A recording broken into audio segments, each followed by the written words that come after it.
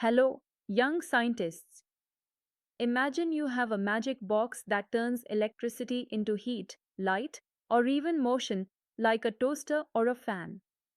But how do we measure how quickly this magic happens? That's where electric power comes in. Electric power tells us the rate at which electrical energy is used or produced by something in a circuit, like a resistor, a heater, or your favorite gadget. Simply put, power equals the work done divided by time. In physics words, power is equal to W divided by T, where W is the electrical work done in joules and T is the time in seconds. Now, electrical work itself depends on the voltage applied and the current flowing over that time. Remember, work done W equals voltage times current times time, V times I times T.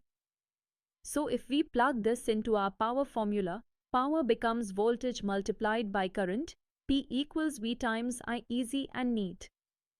But wait, there's more we can do using Ohm's law, which tells us voltage equals current times resistance, V equals I times R. Using this, we can rewrite power into more useful forms.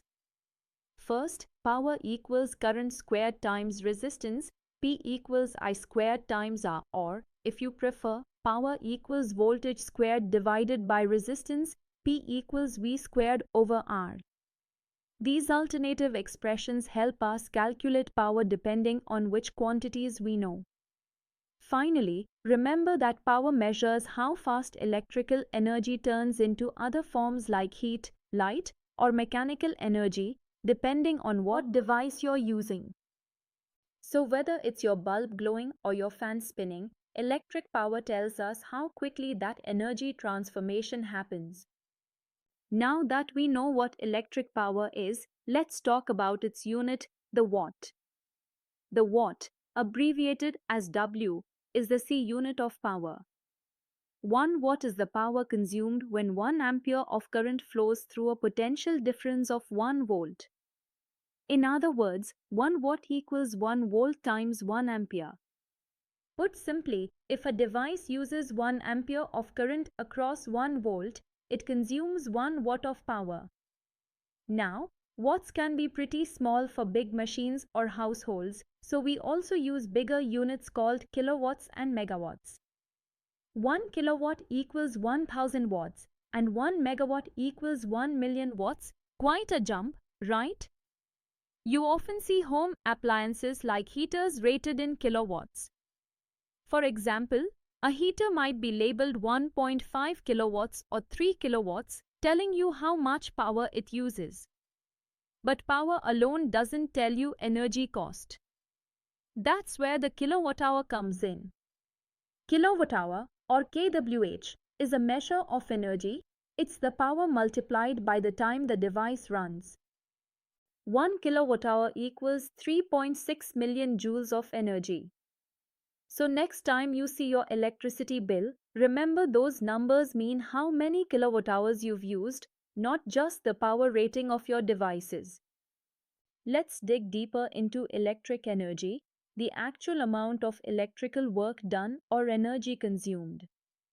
Electric energy consumed by any device depends directly on how powerful the device is and how long you use it. Mathematically, energy equals power times time, E equals P times T. If power P is measured in kilowatts and the time T is in hours, then energy E is in kilowatt hours or kWh. This kilowatt hour is the unit that electric companies use to charge you. It's called the commercial unit of energy. 1 kilowatt hour is equal to 1000 watts multiplied by 3600 seconds or 3.6 million joules in simple numbers.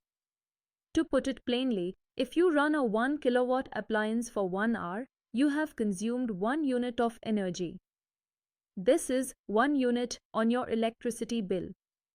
So, if you want a smaller bill, you can either use devices with lower power ratings or switch them off sooner. More power and more time mean more energy used, and your bill reflects that. Hence, knowing the rating of your appliances helps you manage your electricity costs better. Now, How does power behave when we have just resistors in a circuit?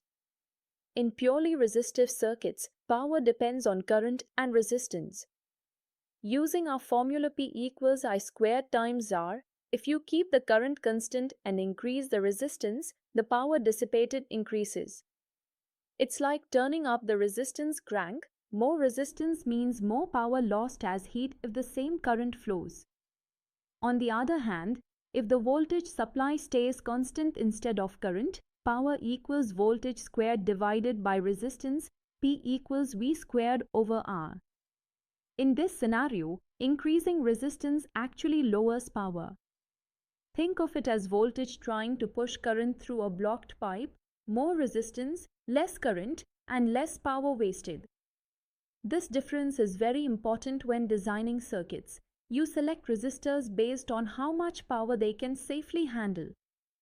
If you connect a resistor that can't take that power, it might overheat or get damaged. So careful calculations using these power formulas ensure your circuits run safely and efficiently. In short, understanding how voltage, current, and resistance affect power helps us make smarter electrical devices. Let's put these formulas to work with a simple example. Suppose we have a resistor connected to a 12-volt battery and the resistor's resistance is 6 ohms. Our goal? Find the power consumed by this resistor. First, from Ohm's law, current I equals voltage V divided by resistance R, so I equals 12 volts divided by 6 ohms, which is 2 amperes. Now, using the power formula P equals V times I, we have P equals 12 volts times 2 amperes, which gives 24 watts. Alternatively, we can use P equals voltage squared divided by resistance, P equals 12 volts squared over 6 ohms, that is 144 divided by 6, which again equals 24 watts. Either method gets us the same answer. 24 watts of power is consumed by that resistor. This example shows how these different power formulas are useful depending on what quantities you know. It's like having different tools to solve the same puzzle.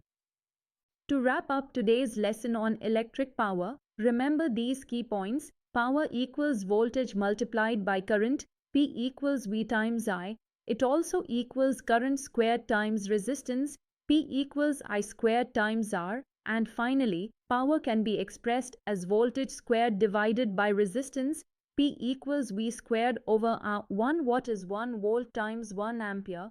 That's a basic unit of power. Electric energy, which tells us how much electricity we actually consume, is power multiplied by time, E equals P times T, with power in kilowatts and time in hours. 1 kilowatt-hour equals 3.6 million joules and is the commercial unit often called 1 unit on your electricity bill. Power measures how fast electrical energy is transformed into heat, motion, or light. When current is constant, higher resistance means more power dissipated, as given by P equals I squared R. Finally, which power formula you use depends on what values you know in the circuit: voltage, current, or resistance. So, understanding electric power is like having the secret recipe to how your gadgets work and how energy flows in circuits. That is all for today's concept. Physics is fun when you can laugh and learn. See you in the next session.